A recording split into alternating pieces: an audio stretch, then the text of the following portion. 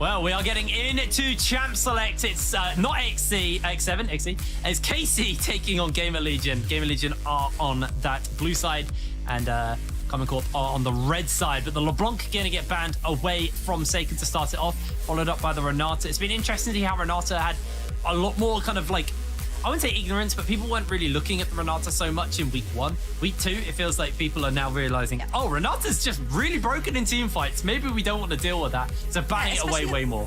When you have like champions that want to dive in, right? Like the Javan, like the LeBlanc, the Volibear, and they dive into your face. That ultimate from Renata can really swing things around, and especially when you have a super fed ADC and he gets stunned and he starts attacking their teammates. That could be a little bit sneaky right there. But look at GamerLegion, they're like, what happened last game? That Ari was pretty strong on Seiken. Oh, so was that Zion Reckless. Take this out of the picture completely, take the LeBlanc away. And what do we have left? We have the the Jinx left if you want to go towards that. You've got the Zinzao left if you don't want to open up yourself for any major counter picks. But of course, we talked about Ginger. He likes the failures, he likes his Jinx, he likes being left down in the bot on his own devices whilst Vistom is roaming the map. So I think the Jinx is the perfect tool to scale into the late game for him. Yeah, Jinx is a nice pickup for them there, although I actually like this hover. I know we've seen, you know, a lot of Jarvan, so it's kind of like the understandable pickup to get picked up, but Jarvan obviously being able to lock Jinjo in place and in that pit is going to be really, really impactful if they decide to go for that. Thinking about it a little bit, but the J4 is going to be the final lock-in here. KC, they don't have to pick up an AD carry here. They can pick it up on that third rotation and maybe turn their attention towards something else that they like the look of. But actually, playing it basically what they just beat as they go for the Misfortune for Reckless. I think this could be a very easy lock-in for Zinzao, was about to say, but Hecarim is going to get to be the pick here, diving straight into the backline and maybe a thresh for Vistom, but no, it's going to be the wombo combo. Put the ball onto the Hecarim, send him into the backline, one-shot somebody. I like that pickup, actually. You know, it's relatively safe in the mid lane. You can get that lane control a little bit later when you can just kind of one-shot through waves. And then the team fighting capability of the Orianna tied with that Hecarim going to be very, very impactful.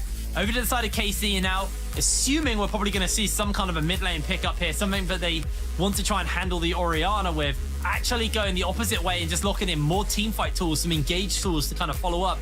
That is a scary comp to play into. The Leona ult on top of the Misfortune ult on top of the Jarvan ult, a lot of zone control, a lot of AoE damage coming out. GamerLegion do need to pay respect towards that. I think at this point you should ban the Syndra as well. Yeah. Jarvan plus Syndra plus Cataclysm is going to hurt a lot, especially if you've got a lot of spheres on the ground and you send them into the Cataclysm.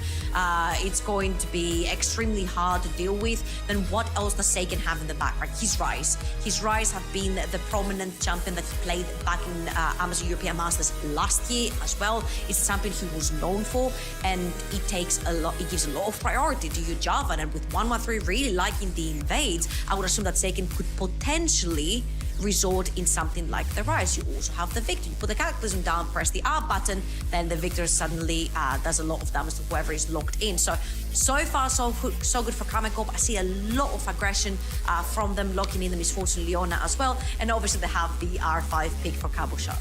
Yeah, I feel like this could just be an Aurelia ban once again, and then just wait for that Gnar to come through as a potential pickup. Like you said, same reason it was good into KC into X7 last game. It's good for KC. This game, Jarvan still makes terrain you can use, so why not? Actually going to ban away the Sion as their final ban here from Sacre. This is very genius because they're trying to take Sacre from anything that is safe in the top lane, just chilling on a tank, because you have to blind pick right here for GamerLegion. So they take all the safety away by banning away the two prominent tanks, which is Ornn and Sion, and they're forcing GamerLegion to blind pick something that could potentially not be as safe, such as the Gnar, or maybe something like a Graves, where actually Cabo Shard can have the answer to.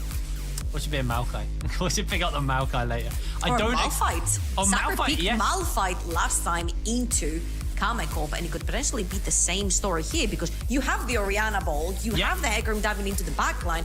I think Malphite could be something that potentially Sacre can get his hands on again. And crucially, Reckless will be standing still quite a lot when he's casting, so it makes a very easy target to pick up here. So will Seiken.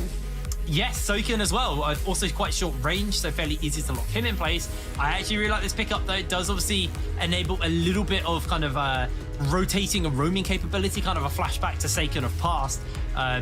is typically a Rise player as well, so it's nice to see him kind of return to that. I don't think he's played it in groups. Did play it in play-ins, I know that much, but can't remember if we've actually seen it in groups from Seiken so far.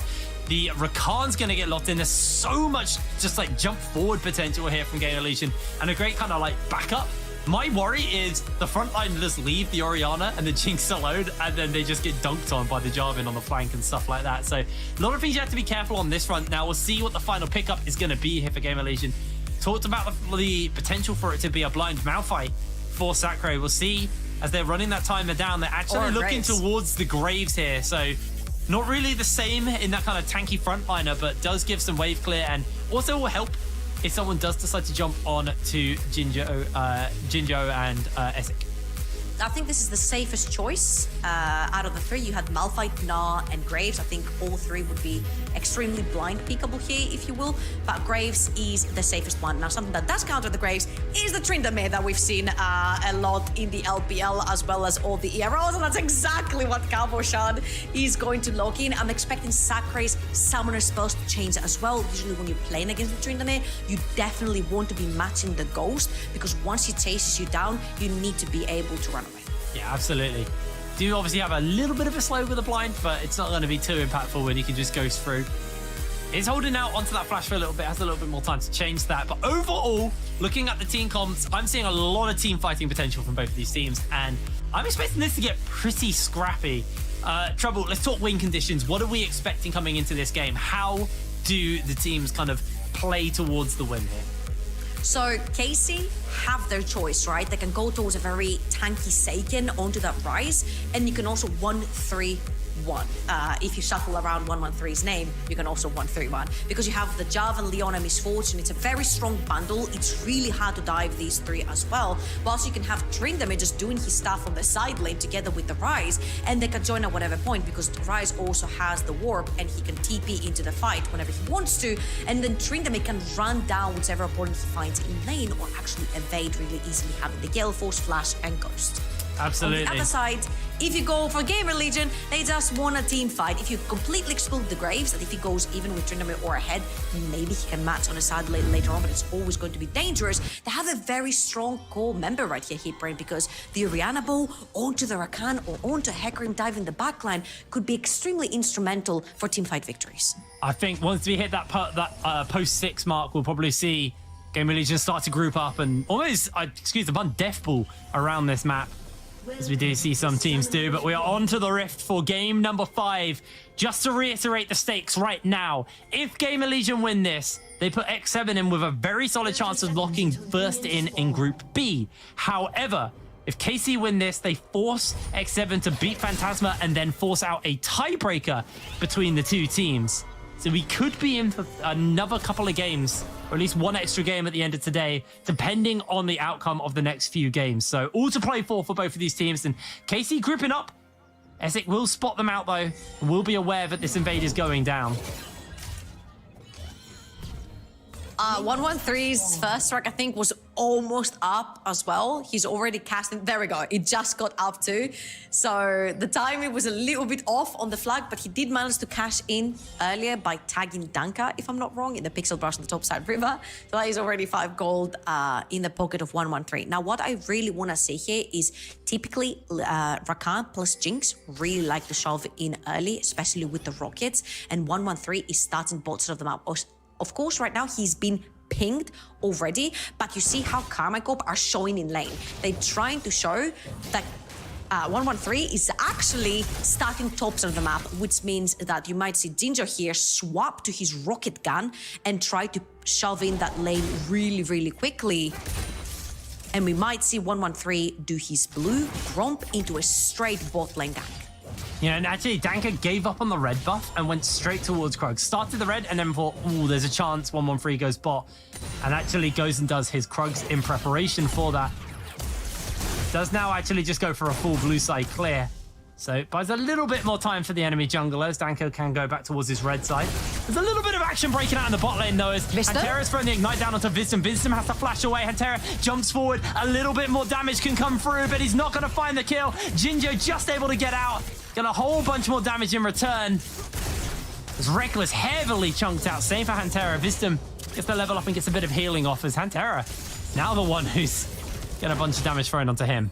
Oh, and look at that. In true 1-1-3 fashion on the top side of the map, he instantly goes in. Remember the level 3 step. The third step is one buff into full clear one side, into gank. And they've got the knockup, they've got the CC. Essek just accepts his fate and will fall. 1-1-3 secures first blood. The rule of 3, Keeper, and we said it, it's a buff into one side clear, into either invade or gank. He sees S-Chick overextended in the mid lane, instantly capitalizes on that, grabs the kill for himself, going towards the top side of the map. Look where Sakurai is actually pushed in as well. If he wanted to, he could go for a cheeky top lane gank as well, but not for the time being. He's gonna choose to go towards his top side of the map and continue clearing, because Danka is a little bit ahead on that, since 1-1-3 had to expend some time for that mid lane gank. Spotted him out on the ward as well there, so they do know where 1-1-3 is. They'll see him roaming up, and you'll probably see at this point Sakurai start to maybe play a little bit more respectfully towards the jungle.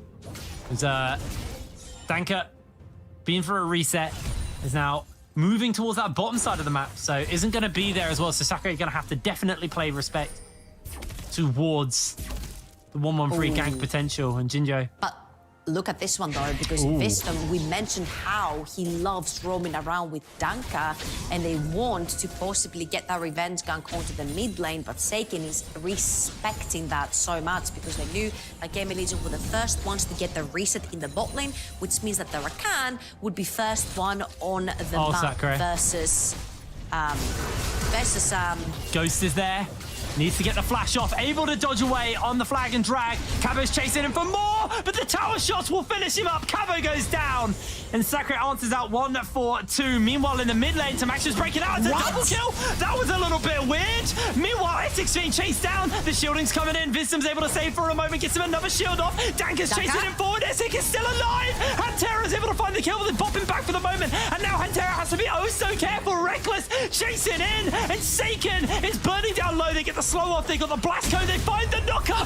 The interrupt from Visdom. Danka flashes, can't flash over the wall as Seiken does find the flash. And in comes 1-1-3. It's about to get real messy once again. The flag, the drag is going to land onto Danka. Danka getting slowed down for the moment, but he is able to get out as Seiken continues to fire off an absolute cluster of action at the 5-minute mark.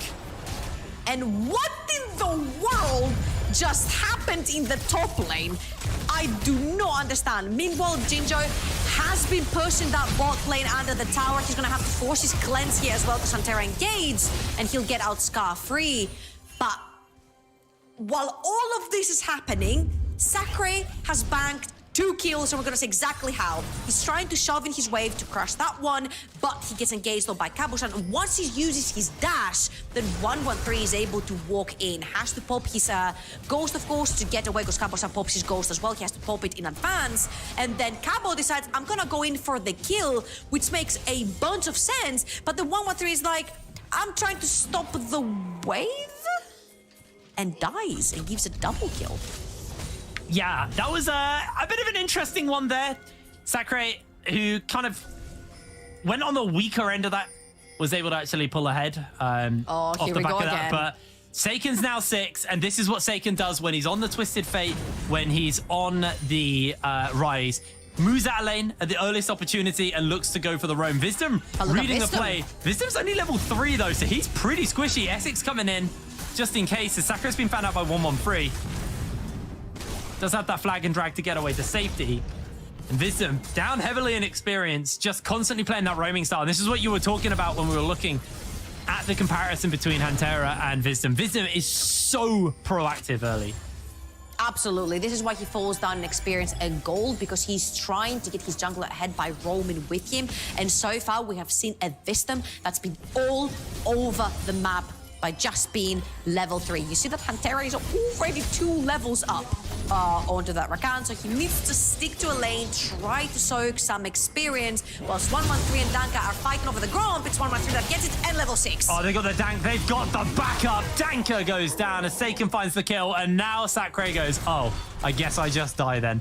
Gonna try his best to clear out the wave, pops the ultimate. Cabo is gonna do a fair amount, but they're able to lock him in place, and that is going to be a nice and easy kill. That tower did a lot of damage. A little bit more time. This is the Karmine Corp special, playing towards the top side of the map, Seiken on one of his signature champions, playing the Rise, shoving in the mid lane, instantly roaming. He's roamed towards the bot side of the map, mainly towards the top side of the map. And again, remember that Sakurai banked in 2 kills, but the matchup into the Tryndamere is very, very difficult, especially when Cabo manages to get his Gale Force as well and get onto the Graves much easier. It's going to get much difficult for Sakurai to play that side lane because he's going to be getting run over later on. And the only problem right here is that Orianna cannot match Tryndamere on the side lane later on either. Even if you have Hourglass, you will not be able to outlive a Tryndamere underneath the tower, especially not with his ultimate being active. And that Tryndamere is just gonna start becoming problematic. Cabochard with a fantastic performance in the previous game versus X7, and right here he's got what it takes to do this one more time. Backed 1 kill, 20 CS up on a favorable matchup, takes the golems away as well. Sorry, 113. That's not your jungle anymore. Not at all. The dragon spawning up, or dragon has spawned up, and potential action looking to break out as Santera jumps in forwards. Wisdom's holding for the moment. Everything's going to connect, and Essek, not really much you can do there. Just too much crowd control. He's not allowed to press any button at all. I'm pretty sure he was crowd control for the entire fight.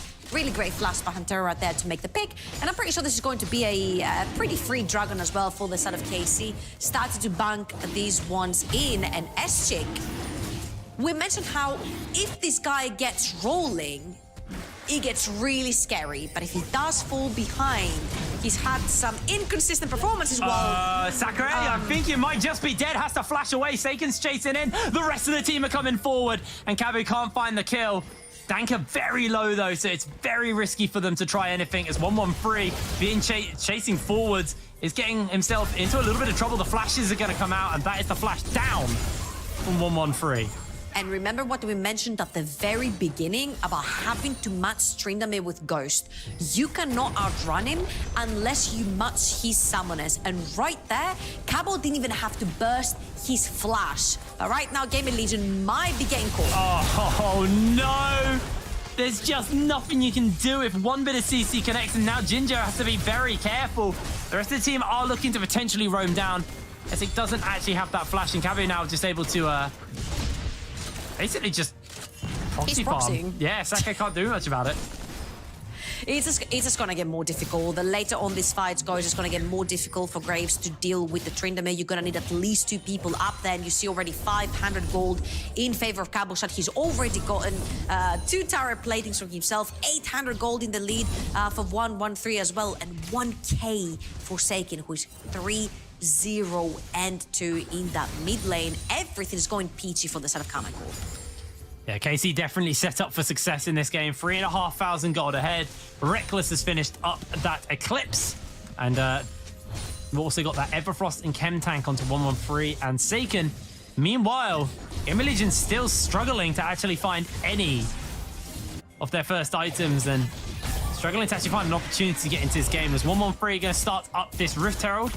Expect to see that probably go down in the mid lane around the spawn of this second dragon. Reckless is on his lonesome down here, so does need to be a little bit careful. Crucially, big thing to note is, because of the amount of roaming Wisdom's done, Wisdom's actually significantly behind in experience. And Terra's seen level 6 for a fair amount of time, and actually ulted maybe once or twice in that time, while Wisdom still only level 5, so definitely struggling on that front. Absolutely. And with that Rift Herald being taken away by 113 as well, I wouldn't be surprised if that also goes towards the sort of Cabochard. He's sitting right now in about 23 CS up. The Rift Herald is going to get popped and most likely take the entire tower. You see there's an entire wave pushing as well for Cabochard. But because they don't see Wisdom, they actually ping him right now. They know he's not towards the bot side of the map.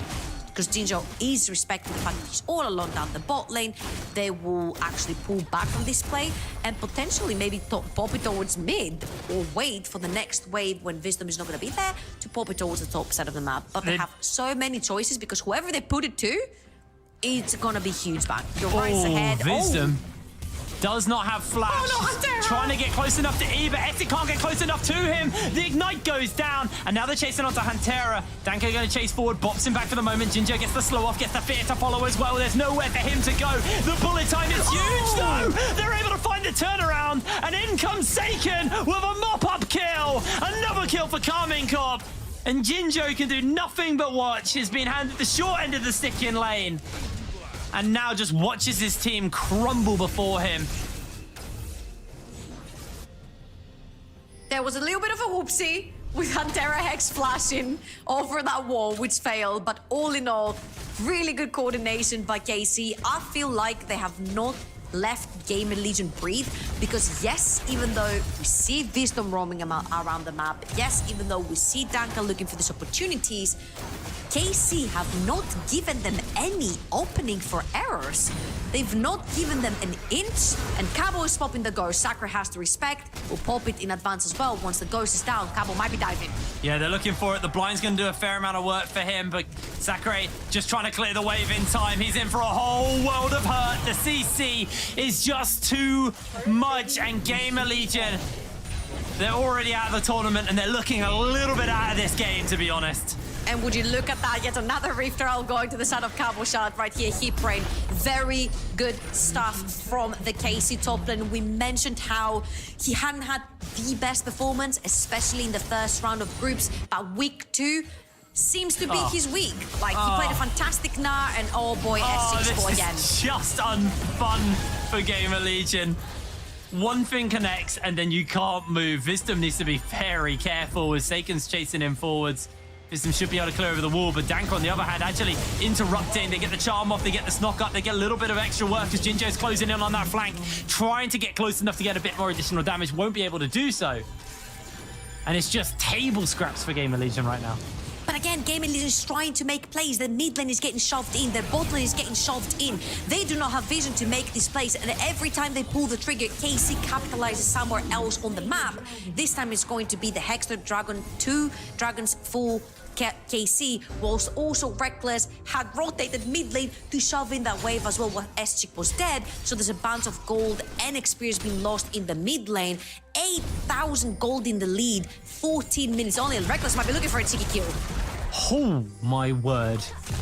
Sad That was beat. only like 2 or 3 waves as well. Their AD carry is a higher level than GamerLegion's mid. Just to put in perspective how far behind they are right now. Okay, in all honesty though, both the supports have not been sitting with their carries. True. So they have been getting a bunch of solo experience. So he's a little bit allowed. Okay, considering SG has died 5 times, he's allowed. He has not had the most enjoyable experience today.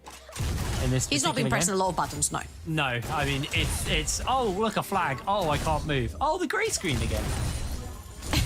At least I can buy my items here. Of course, this is a game that doesn't mean anything to GamerLegion other than pride. Being able to maybe take down K-Corp and refuse that first seed. But K-Corp don't seem like they want that first seed taken away from them. No, it does look like there's some fight in them still. They get the fear off, they get the flag, they get the drag, they get everything, and Danka's on his lonesome. Danka has nowhere to go. He's able to taxi himself out on the minion with the E. And Okay, Casey... that's a 3v5. That's a 3v5 that KC got away from. That was 5 members from GamerLegion and only 3 from KC. Top lane being shoved, bot lane being shoved. Meanwhile, and KC do not die. 3 versus 5 while taking every single almost ultimate from the side of GamerLegion. And Seiken has found himself Wisdom. Oh, look at that blue jungle. Kabu's in the area. Trouble is about. And there could just be a dive here. A lot of ultimates were burnt. Trouble is about. Although that bullet time's about to go. So Kabu just feels tickled by Jinjo, to be fair. Not actually able to do any damage, and that bullet time is huge. Just about able to sliver out from that one. The slow doing so much work. But you see the threat. You see the threat of a 1-1-2 Trinity. Kraken complete doesn't even have to go for Gale Force because of how immobile the Jinx is. The Jinx didn't go Gale Force. Graves doesn't have it because she went Hullbreaker, and then there is a very mobile Orianna, so you don't necessarily need the Gale Force to get into the backline of GamerLegion. So he opted for the Kraken for that extra damage on every 3rd auto. And every time he's hovering about, every time they see him in any vision, they have to respect the fact that Cabo is there. Level 12 on that Tryndamere. Yeah, he is a absolute problem. Maybe some kind of interruption could come forwards, but he's able to just spin out. And Wisdom just sat there and watched it. He's so strong. He's just too strong. Jinjo also, has... there is so much value on that Frozen Heart for 113 versus the Hecarim and the Graves. You get the extra armor, but also you lower down all the attack speed that's coming in from the Jinx. And the Jinx hasn't even got any attack speed item, but Sakura has been caught. Yeah, Sakura, I think he might be dead. Can try and flash the wall, is able to do so. Cabo chases after as well. Flashes into his pocket, and there's the Kraken Slayer damage coming in. Cabo Shard able to find the kill. It is just so difficult to run away from a Tryndamere. Graves is just not having fun right now, and even though it should have been the lane that should have been taken care of, and we mentioned how the strong side for GamerLegion is the top side, it has been struggling. 2 and 4 for Sakurai, 1 and 5 for SG, and don't get me wrong, it has all been the doing of 113 and his solo laners together with Huntera. Huntera is 11 out of 13 kill participation. He has been everywhere. Well, we're 18 minutes, 19 minutes on the clock. Third dragon spawning in 30 seconds. KC first in the area, and GamerLegion just don't have the capability to even think about contesting it. Reckless has a 2-level lead over Jinjo. That being said, Seiken is down on Essek, I guess, but it is definitely looking a little rough right now for GamerLegion, and this is their final game of EU Masters, or Amazon EU Masters this time around. So wanting to go out with some fire, but it is a bit of a whimper at the moment. Yeah, they're about 9,000 gold in deficit right here, and they're pulling the trigger, but they just can't reach it, They can't hit anything! It was such a desperation play, and they gained nothing off it. That looked like not even desperation. I do not know what that looked like, Kiprin, but it definitely did not look like. Well, it starts with an I and it ends in a T. That's what it is. That's what it is. I'm not gonna go there. There is has been popped in the bot lane, and they're trying to times. No, he's trying to take every outer tower there is remaining for GamerLegion. This is the most that you can do. Pre-minute 20, take every single outer tower, take every single bit of vision on your opponent's quadrants of the jungle. They're gonna take the third dragon right here, which is going to be soul point for them, and it is mountain. So if they do manage to secure mountain soul, not only GamerLegion have not been having fun trying to kill anyone from KC, but imagine a Tryndamere on a side lane with Mountain Soul. Nobody is going to be able to touch Cabo Shard. 20 minutes on the clock. The gold lead is 11,000 right now to the side of Karmine Corp. This looks more like the KC that we know and love. This looks more like the back-to-back champion here at the Amazon EU Masters. GamerLegion, the first seed of the DAC region, looking very lost right now in this game. Already out of the running, but playing for interruption, I guess. Absolutely. Let's reiterate what that means for Karmine Corp as well, right? They're pulling ahead in the group, 5 and 1. X7 will be right behind them, 4 and 1, which means that now the pressure is on X7 to beat Team Phantasma. Oh, but Danka has been caught. Yeah, for now, though, the pressure is on Jinjo as they have found all of the damage necessary to find the jungler just like that. And Cabu now in the pocket of everyone. The Roam Warps aren't going to bring anyone forward. Just a couple of minions for now, but they've already found a kill onto Essek. And Knocker comes in from Wisdom. And a lot of burst damage, but not enough to really do anything meaningful. GamerLegion lose 2. And these are the crucial two, Hipbrain. It is the Orianna and it is the Hecarim, the Smite holder, and also the person that's holding the Shockwave, which is 1, huge CC, and 2, one of the biggest Baron stealing tools that you can have in the game. And they're both gone, which means Karmine Corp are going to yoink away the Baron, are going to get away with 2 kills. a Baron buff, and they're gonna be using that to push through multiple lanes, because 5-0-3 Rise will be on the side lane, 3-1-2 Trinidad will be in the side lane, and then the core members, Javan, Leona, and Misfortune can bundle up together in another one. So I'm expecting 3 lanes being pressured at the same time, and here's the replay again. They will catch Danka with the slow right there, and instantly capitalize on that, take Jinjo's flash too, and once Danka is down, they don't necessarily need to continue here, but because of Kaboshat's positioning and catching Esik off guard on the side, they were able to capitalize on yet another kill, which means that they'll take a free Baron from that. In another world, that Wisdom engage would have been incredible, but when you've got a one-item Jinx at this point, it just doesn't do enough, unfortunately. You got the Serpent's Fang, the Muramana, and a dead pony once again from the looks of things. Although Vism finds a knock-up, Kabe looking for Sakre. The blind is not going to do much, and Sakre tries to jump back for the moment. They actually interrupt him, but he still finds the kill. Burning down to the Ignite. Jinjo will not be able to find the kill unless it is a rocket. Well shot, but unfortunately not going to be the case, and Kabe able to dodge away on everything. This feels like this might be the final moments here for GamerLegion at the Amazonia Masters. You got the Hurricane, so I guess you have a little bit additional wave clear. But it is rough.